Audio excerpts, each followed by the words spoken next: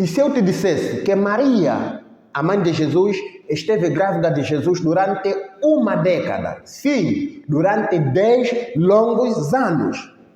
Parece absurdo? Tá bom. Então, e se eu te dissesse que a Bíblia fala de 2 Jesus?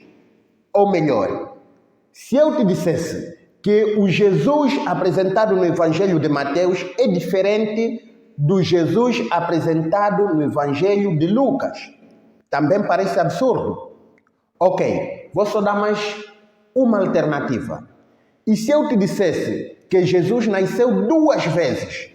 Nasceu no ano 6 depois de Cristo, no tempo do recenseamento de Quirino, depois viajou no tempo para o passado, no ano 4, no tempo do rei Herodes o Grande, e nasceu novamente.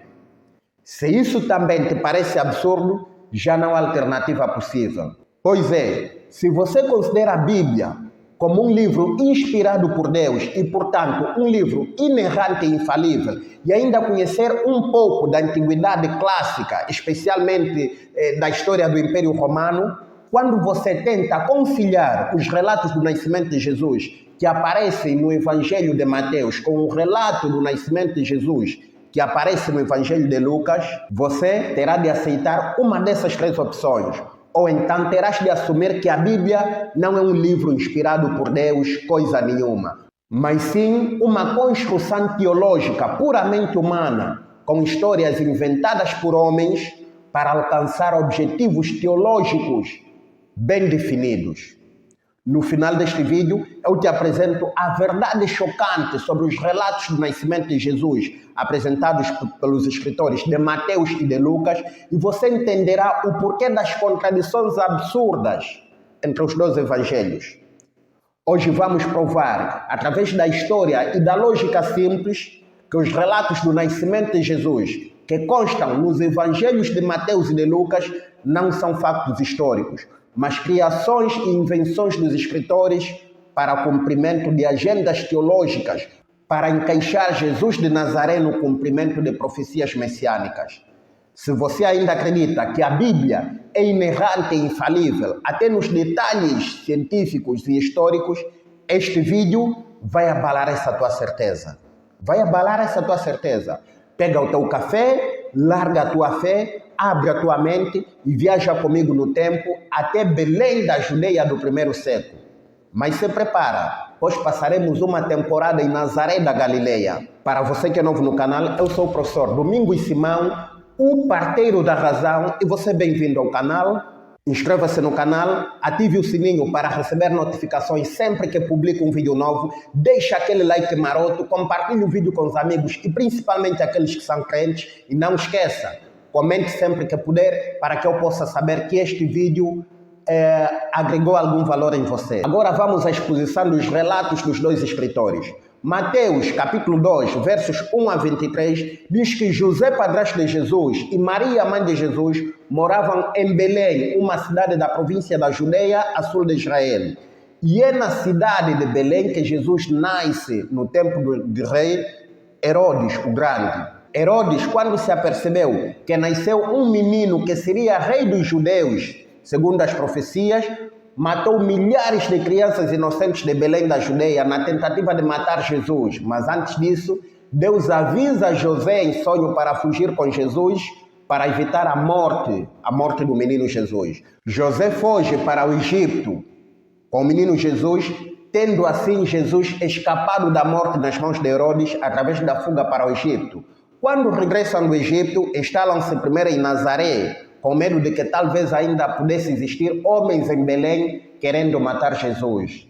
Deste modo, Jesus, apesar de nascer em Belém, é em Nazaré que ele cresce e por isso fica conhecido como Jesus de Nazaré. Já Lucas, capítulo 2, versos 1 a 7, contradizendo Mateus, diz que José e Maria já moravam em Nazaré desde o início. Nazaré, que é uma província da Galileia, a norte de Israel. Quirino, o governador da Síria, obriga as pessoas, através de um decreto, a fazerem recenseamento na sua terra natal ou na terra de origem dos seus ancestrais. E como José era descendente de Davi e Davi era da cidade de Belém, José teve de viajar até Belém para fazer o recenseamento. Acontece que Maria estava nos últimos meses de gravidez de Jesus e acidentalmente Jesus acaba nascendo em Belém. Mas tão logo regressam a Nazaré e é em Nazaré que Jesus cresce e fica conhecido como Jesus de Nazaré,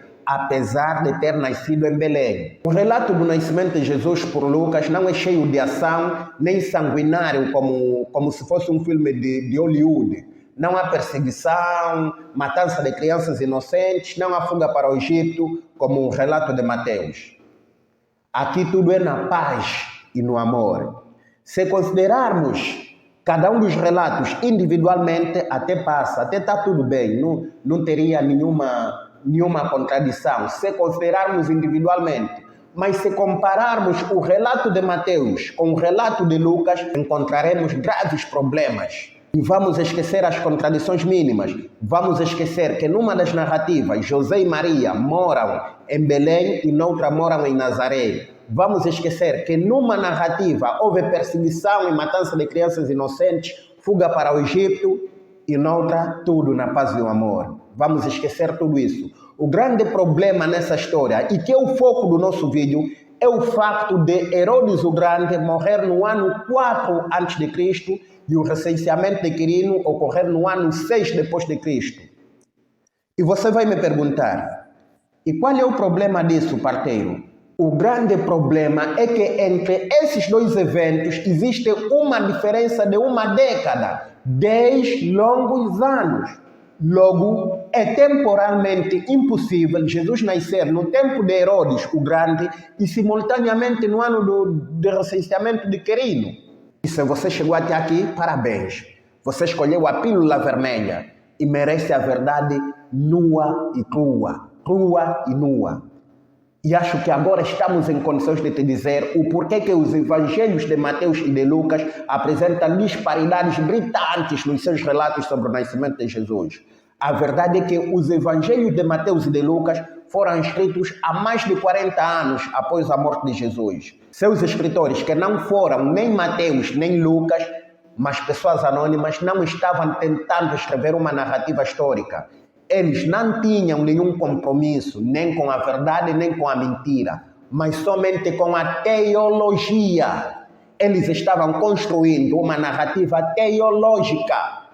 Nessas narrativas, os autores de Mateus e de Lucas precisavam colocar Jesus no palco de nascimento de Belém. Precisavam colocar Jesus a nascer em Belém para poder encaixá-lo nas profecias de Miqueias, capítulo 5, verso 2, que diz: Mas tu, Belém Efrata, posto que pequena para estar entre os milhares de Judá, de ti é que me sairá aquele que há de reinar em Israel, e cujas saídas são desde os tempos antigos, desde os dias da eternidade. Jesus, para ser reconhecido como Messias, dentre várias outras profecias, teria de cumprir essa profecia. Ou seja, Jesus, para ser considerado Messias, teria de nascer em Belém. O problema é que Jesus era conhecido como Jesus de Nazaré, que é uma cidade da província da Galileia, a norte de Israel, o que dava a entender que Jesus tinha nascido em Nazaré. E se Jesus tivesse nascido em Nazaré, não seria possível aceitá-lo como Messias, porque a profecia dizia que o Messias teria de nascer em Belém. Então, cada um dos escritores, servindo-se da sua criatividade, criaram duas histórias diferentes, mas com os mesmos objetivos em mente, que são criar uma história que coloca Jesus a nascer em Belém e explicar o porquê ele ficou conhecido como Jesus de Nazaré e não como Jesus de Belém. É daí que Mateus inventa que a família sagrada de Jesus já morava em Belém e é lá que Jesus nasce. Mas depois Herodes tenta matar Jesus e a família foge para o Egito e depois em Nazaré, onde Jesus ficou conhecido como Jesus de Nazaré.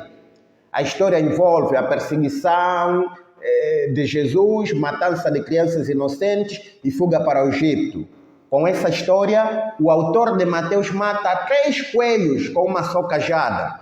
Coloca Jesus a nascer em Belém, explica o porquê ficou conhecido como Jesus de Nazaré, mesmo nascendo em Belém, e dá um livramento sobrenatural e milagroso a Jesus que legitima a messianidade de Jesus. Já Lucas inventa uma história mais simples e com menos ação. Inventa que a família de Jesus morava em Nazaré. E graças ao recenseamento de Quirino, que os obriga a ir em Belém, e acidentalmente Jesus acaba nascendo em Belém. Mas tão logo regressam a Nazaré, ficando conhecido como Jesus de Nazaré.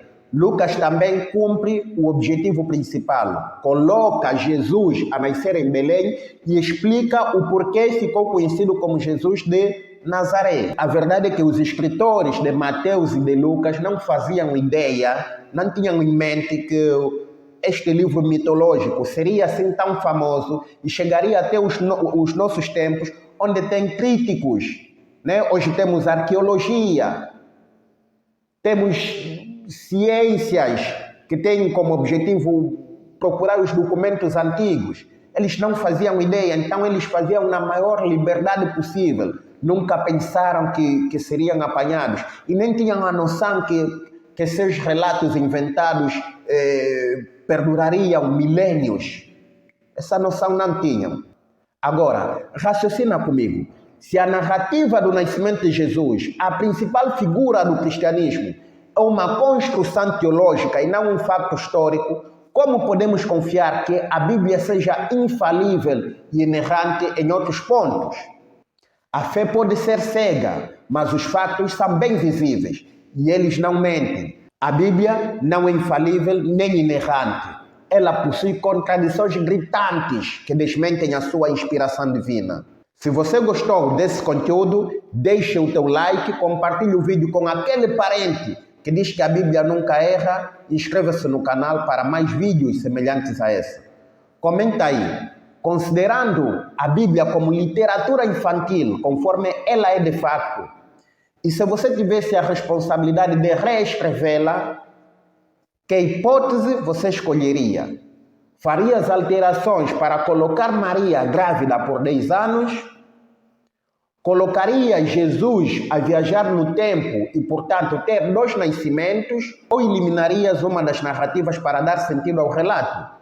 E se eliminarias uma das narrativas, com que narrativa ficarias? A de Mateus ou de Lucas? Aqui a lógica é a nossa estrela guia, a verdade é o nosso destino. E a Bíblia, o livro de fábulas, que o lobo se disfarça de cordeiro e inspira os outros a temê-lo.